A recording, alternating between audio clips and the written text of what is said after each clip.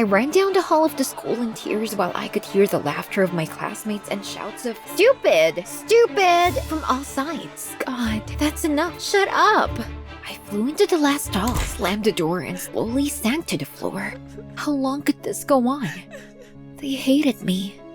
It wasn't always like this. My life used to be like a fairy tale. My mom and I lived in a small village and often spent time in nature. I had a lot of friends at school, and I never felt different. But one day, Mom did not return from work at the usual time. I thought that she had gone for a walk in the forest without me, but in the evening she did not return, and I began to worry. Where's Mom? And then the siren sounded in the street.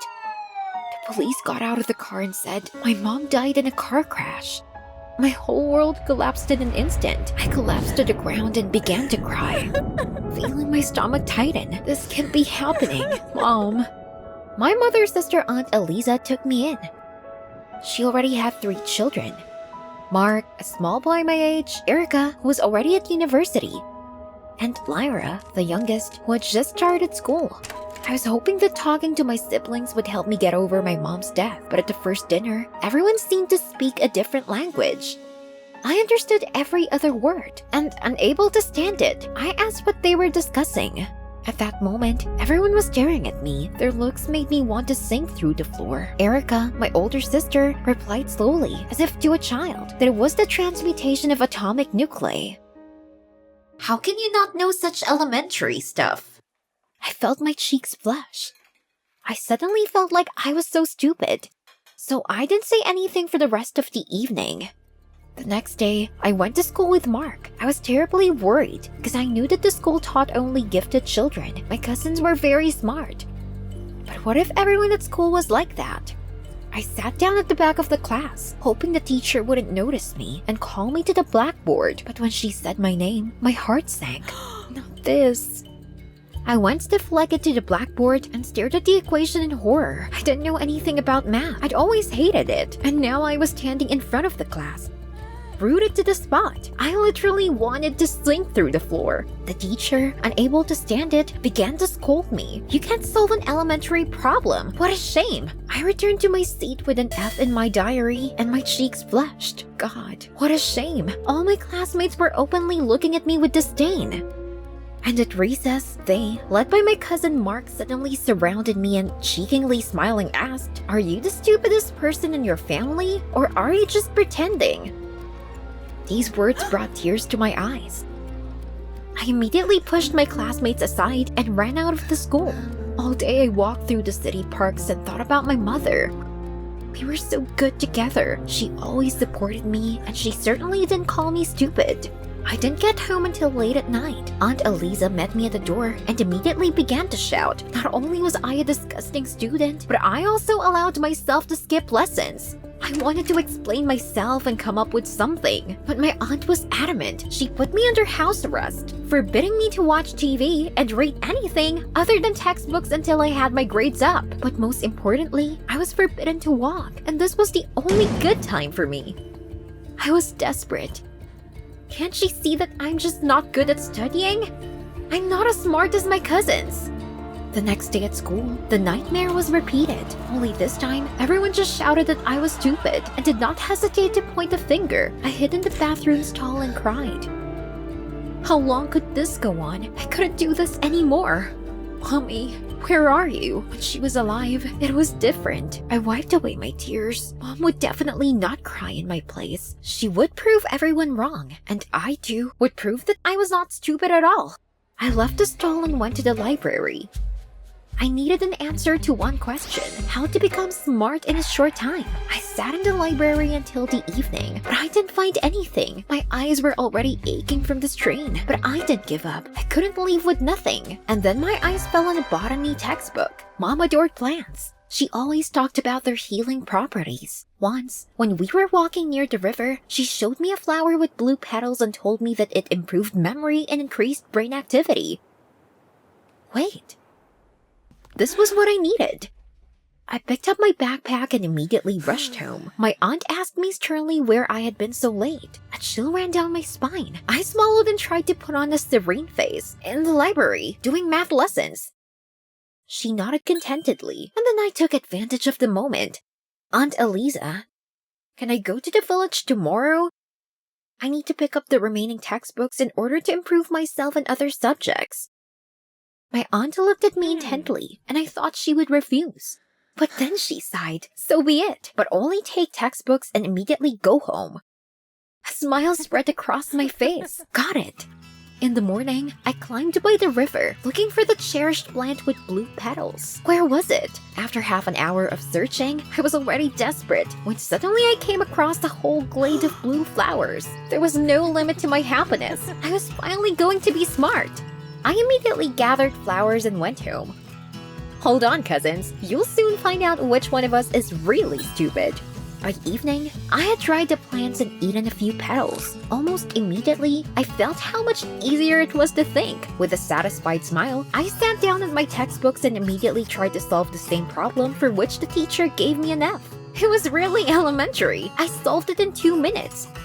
And I was thrilled. My misery would end. Now I was smart. The next day, in math class, I was called to the blackboard. Mark, my cousin, snapped that this was going to be a moment of shame, but I was confident in my abilities thanks to the plant and immediately solved the problem. The teacher immediately smiled. Finally, I cleaned up my act.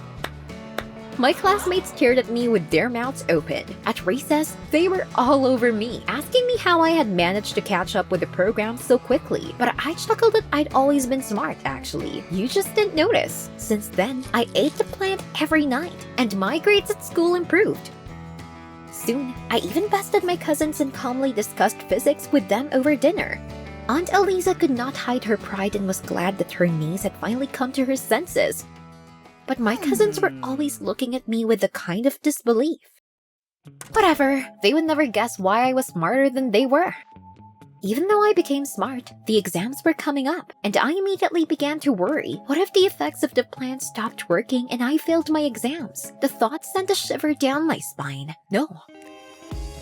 I couldn't let that happen. Everyone would laugh at me again. I didn't want to repeat the year.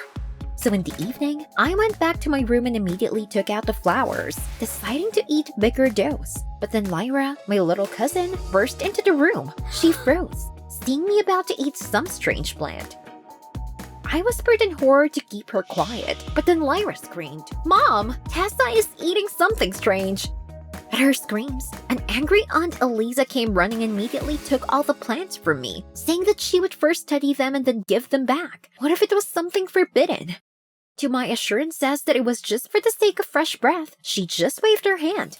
I was desperate. My grades at school immediately went down, and I noticed that my memory was no longer the same. The exam was only in a couple of days. I had to think of something. The night before the exam, I decided to steal the flowers, and while my aunt was in the kitchen, I crept quietly into her bedroom. Where could she have hidden the plants? I tiptoed over to the nightstand and opened it. It creaked softly. Hell, I didn't want anyone to hear me.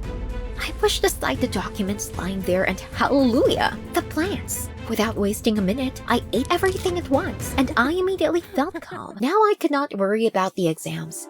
But then a sharp pain shot through my stomach. I doubled over, breathing harder by the second. God, I had to get to the kitchen. Clutching my stomach, I almost crawled out of the bedroom. There was still a little way to go. But suddenly the pain became unbearable. I screamed, my vision blurred. The next second, I blacked out. I came to my senses in the hospital. IVs hung over me, devices beeped, and my mouth was dry. I turned my head and saw Aunt Eliza. She was pale, more like a ghost. My aunt quietly asked me why I had decided to kill myself. Was it because of my mother? But I rolled my eyes. What? Kill myself? I just wanted to be smarter. It was only thanks to the plant that I had good grades. Without it, I would be the stupidest again. My aunt looked at me for a while, and then she laughed sadly. What was wrong with her? My aunt said that the plant did not help in any way. On the contrary, it was extremely toxic, and as long as I took it in small doses, nothing happened. But when I ate all the flowers in one gulp, my body couldn't stand it. I broke out in a cold sweat. God, how awful. Did I deliberately poison myself? But that meant the plants didn't play a role, right? Did I become smart on my own? My aunt smiled. "You've become smart through effort and self-confidence." After that, she gave me a warm hug, and for the first time since Mom's death, I felt loved. After I was discharged from the hospital, I went to take my exams and got the highest marks for all the subjects. I realized that to achieve the goal, it is worth making an effort and not hoping for some magic pill that will solve all your problems. After all, knowledge is a lot of work. Did you like the video? Subscribe and like it. Support the channel. Thank you. My friend Leo appeared in the doorway of the house, followed by the woman from the custody service. She said I would have 3 fathers now. What? Then 2 twins, who looked to be in their 20s, came out to us. Leo introduced them. These were Toby and Mike, his best friends, and they would also be my guardians. Did I get adopted by 3 people? Was that even possible? However, the guys immediately invited me to lunch. I was very hungry, but there was only instant noodles on the table. And I remembered how my mother used to cook. A lump rose in my throat. A couple of months ago, my parents died in a car accident. Everyone was saying that I needed to move on with my life, but how? The children from the orphanage did not accept me. I was withdrawn and shy, and when I thought that nothing good would happen in my life, my old friend Leo wrote to me. I had been running an Instagram page for a long time, and there I poured my heart out in posts. Once he subscribed to me and we began to communicate. Despite the difference of 4 years, it was always very easy with him. He was the only person who understood me, and he was so naive and kind, just like a child. When Leo found out about my tragedy, he urged me to move on with my life and try to go to the medical school I had so longed for. And indeed, it turned out that my parents left me savings to pay for college. But alas, according to the law, only the guardians who would adopt me could get them. Leo cryptically replied that he knew how to help. He had his own house, so he could take over custody. God, Leo, are you serious? And now I was sitting in the kitchen and I couldn't believe that Leo and I had made it. But 3 guardians were too much, of course. But come on, I decided to thank Leo and start by washing the dishes. But Leo decided to help me. Guys don't like washing dishes, do they? He was humming a tune, and I was embarrassed to say that he had a very pleasant voice. Leo smiled. He wanted to record his song for a long time, but his guitar was broken, and he didn't have enough money for the one he dreamed of. It was expensive. Lowering his eyes, he said that they were now on a tight budget, but he added that I would not need anything. Oh, Leo, for me the main thing is that you are near. I fell asleep with a feeling that I was in my place, but in the morning, as soon as I opened my eyes, the twins burst into the room with a phrase that today I would clean the house according to the schedule. This wasn't how I imagined my first day in a new family, but I quickly gathered myself. After all, the guys took me in. I was dusting when I found a bag of balloons under the table. They seemed to know it was my birthday tomorrow. I smiled, but there was a knock on the door. A loader was standing in the doorway with a huge box. New TV? Wow, it could cover half of the wall and had a camera. And Leo said they didn't have much money. The twins fussed and said that they didn't have money. And Mike had won this TV in the lottery. Wow, cool. What a lucky guy. During the cleaning, the day passed unnoticed, and before I went to bed, I was already looking forward to Leo and the guys congratulating me in the morning. However, this did not happen. Confused, I went down to breakfast and heard the twins loudly discussing some party. Wow. So there would also be a surprise party? I pretended not to hear anything. I wanted to go for a walk, but the twins suddenly blocked my path. What happened? Toby handed me the money and a list of groceries. And Mike said I needed to buy them all, and quickly. I was in shock. Did they send me out for groceries on my own birthday? I was so taken aback that I couldn't argue. In the store, it turned out that the most expensive products were on the list. Not everyone could afford them. But I immediately checked myself. The guys were trying for me. Anticipating the fun, I dragged my bag home and opened the door. But there were already a bunch of strangers hanging out in the room. Looked like the twins were going to announce that I was the birthday girl. But Toby just barked that everyone was already hungry, and I could go to my room and let them hang out. Wait, wasn't this a holiday for me? Tears of resentment welled up in my eyes. Had Leo forgotten about me too? I didn't expect that from him. Depressed, I went to my room and suddenly heard my name. I listened. Mike was bragging to his brother Toby. I would have taken someone under guardianship before if I knew how much money it would bring. We'll take all her money and then we'll find a new victim, he said. What? The front door slammed. It was Leo. He immediately came up to me and shyly handed me a box with a large bow. I quickly opened it and could not believe my eyes. There was a microscope. This was the one I needed to get into college. Unable to contain my emotions, I rushed to Leo, and he gently hugged me and goosebumps ran through my body. Leo asked anxiously why I was so sad on my birthday. I hesitated and timidly replied that it looked like the twins were spending the money my parents had left me, but Leo's face changed.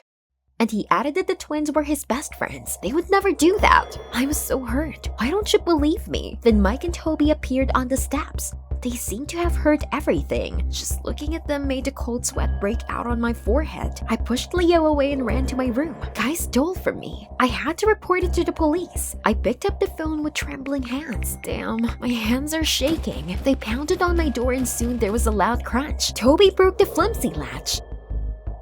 He grabbed my phone and shouted that if I wanted to complain about something I would regret. Guests began to flock to my room. It looked like they heard something. Oh, teenage whims. Toby told them sarcastically. He left, and I was still shaking. I couldn't go outside. The twins were just playing video games in the living room. Yes. That's right, the console. The new TV had a camera. If I could record their conversation, it would serve as proof for Leo. For the next half day, I tried to get timing right when the twins wouldn't be watching TV. Then I heard them go into the kitchen to get some chips. I didn't have much time, so I immediately went down to the TV and turned on the camera with trembling hands. I think it worked. All I had to do was sneak back to my room.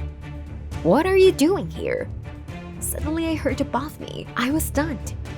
Twin Mike was standing very close. He continued, "We'd rather you buy us something else with your money instead of just hanging around." So he didn't understand what I was doing here. I glanced at the camera. The light was on and the recording was still going on. The guys were happy and discussed their new life at my expense. I felt elated. Soon Leo would know the truth. I knew that he would support me and protect me. Just like my dad did. Tears welled up in my eyes again.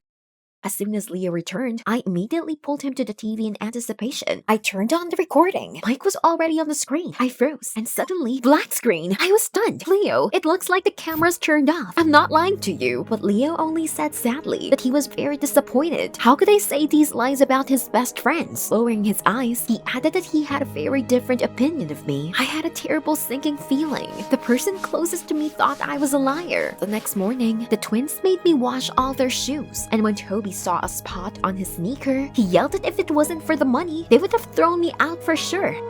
Suddenly, I heard someone moving in the corridor. I was desperate. In tears, I wandered into the bathroom to wash his sneakers. Why do I need all this? Even Leo doesn't believe me. Suddenly, Leo came into the bathroom. It turned out that he had returned for the wallet and it heard everything. Leo started to apologize for not believing me right away, and then he added that now he would never let me offend, but we needed proof. Then the brothers would be deprived of their guardianship rights. "Leo, I won't let you down this time. All I wanted was to win back his trust." Surprisingly, I felt more than just gratitude for him. Leo helped set up the camera on the TV, and we waited for the brothers. As soon as they entered, I blurted out, "Why did you take custody of me if you wanted a slave?" Toby just grinned at me. I could not prove anything. "Yes, of course. Let's see."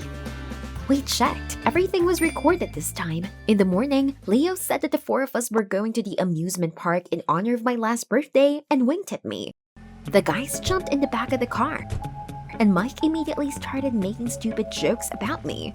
But Leo snapped at him to apologize immediately. The boys yelled in disgust. At that moment, we were approaching the police station. Toby's twin immediately rushed to the car door handle, but I managed to block it.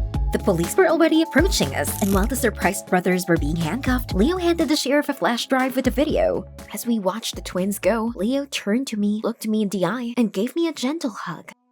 Then he added that we could finally live together. I felt my cheeks turn red. I was the happiest person on the planet that night.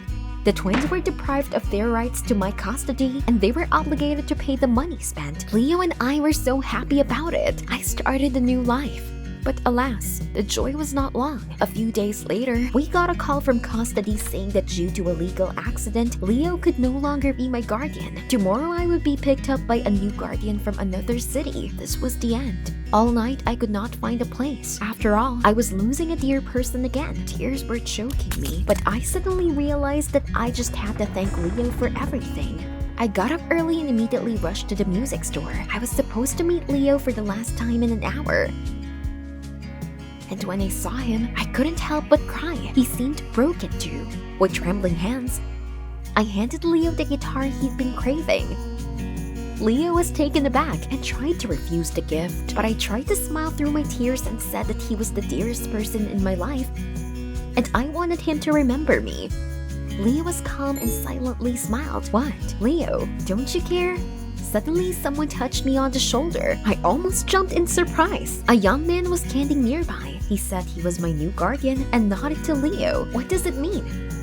Leo gently wiped away my tears and told me I shouldn't have worried so much. It turned out that my new guardian was an acquaintance of his. Having learned that he could be deprived of guardianship, had a deal with him that no one else would take me away. It turned out that he would only be my guardian according to documents, and I would live with Leo, but not officially. I burst into tears of happiness. Leo hugged me and whispered softly that first I had to pretend that my guardian was taking me away, so that the guardianship service would not suspect anything, and in the evening he would pick me up. I replied jokingly, "Alright, Daddy, goodbye, I love you." Did you like the video? Then subscribe and like it. Support the channel. Thank you.